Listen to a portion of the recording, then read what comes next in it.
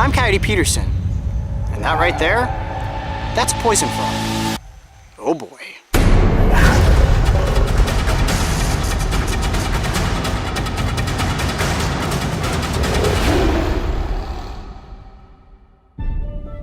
Living inside of each and every one of us is a call to adventure. Follow that call to Costa Rica, and it will likely lead you on a trail to the Osa Peninsula, where you are certain to make discoveries that will never be forgotten.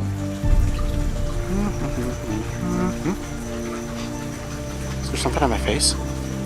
Central America is one of the most biologically diverse locations on the planet, and if you know where to look, there's a chance you will encounter its most elusive amphibian species.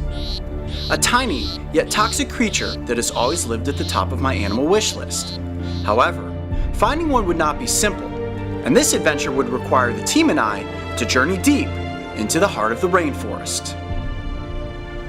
Oh, one thing that you don't realize until you're in the Costa Rican rainforest is just how sweltering it really is. Now we've scaled down the side of this ravine and made it to a creek bed, the perfect place to search for amphibians. What I'm after are poison frogs. Let's head up this way and see what we can find. Getting into poison frog territory is only half the battle. The rainforest poses many challenges, but none more paralyzing for a camera team than a massive rainstorm. Well, I guess this is why they call it a rainforest. It's really raining now. For nearly 2 hours, we were forced to keep the cameras in protective bags, while our bodies soaked up the deluge of torrential rain. And while rain is bad for cameras, it's absolutely perfect for bringing amphibians out of their hiding spots.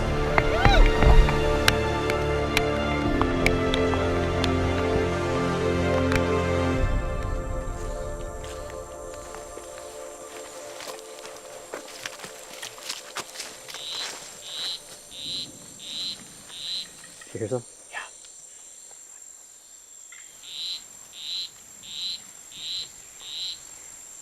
We got one right in here, right in here.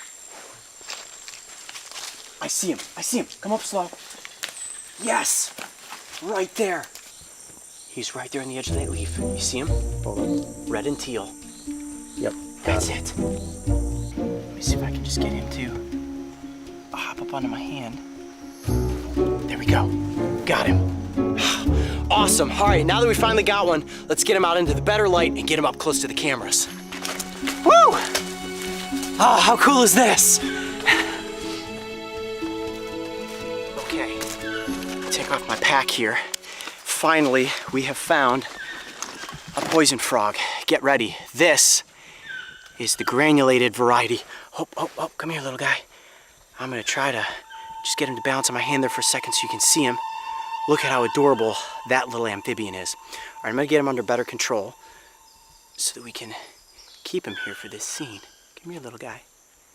Gently hold on to his back legs. Man, that's awesome frog. That is a cool frog right there.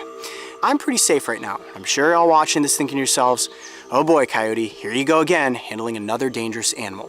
Trust me, I'm in no danger as long as I don't lick or eat this little tiny frog. This has to be the most brightly colored frog I think I've ever come across. Being from Ohio, I'm used to catching green frogs and bullfrogs. They're brown and green. And you look at this environment, a rainforest, and you think to yourself, how does this frog possibly camouflage itself? Well, it doesn't. It's actually doing exactly the opposite. This bright coloration is called aposematic coloration. It's actually a defense against predators because it warns them, if you eat me, I'm extremely toxic. Now this specific species, the granulated poison frog, is not quite as toxic as some others. There are some species in South America that are so potent you could die within a matter of hours. Now, because this is an amphibian, it absorbs a lot of its moisture through its skin. So I'm constantly putting water on my hand from this creek and dribbling it onto the frog to keep his skin wet and my fingers wet. My fingers are actually also capable of extracting some of the moisture from this frog's body. The most important thing is to make sure I'm handling it gently and keeping this amphibian moist.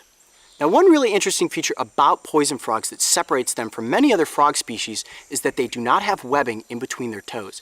If you can see there, almost looks like the little toes of a gecko.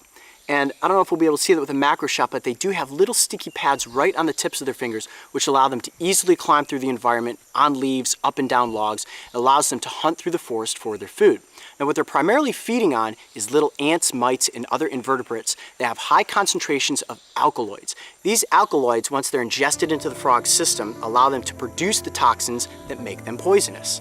That's a pretty cool feature. Basically, the food that he's taking in is turning him into this super-powered toxic amphibian. Male poison frogs are incredibly territorial, and our wildlife biologist Mario managed to find himself in the right place, at the right time, to film an epic battle.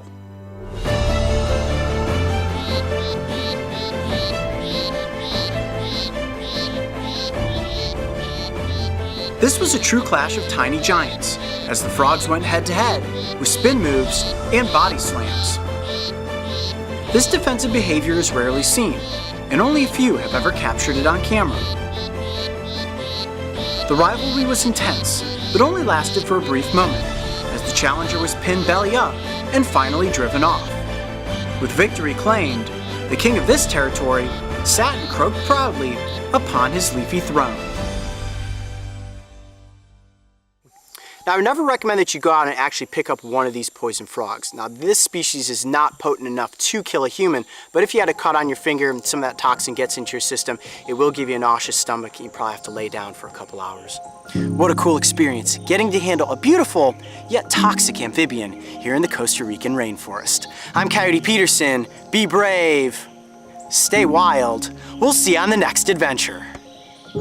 Every time we film an episode of Breaking Trail, we are faced with unique challenges. And between the unforgiving terrain and onslaught of inclement weather, this episode specifically was one of the most difficult we have ever produced.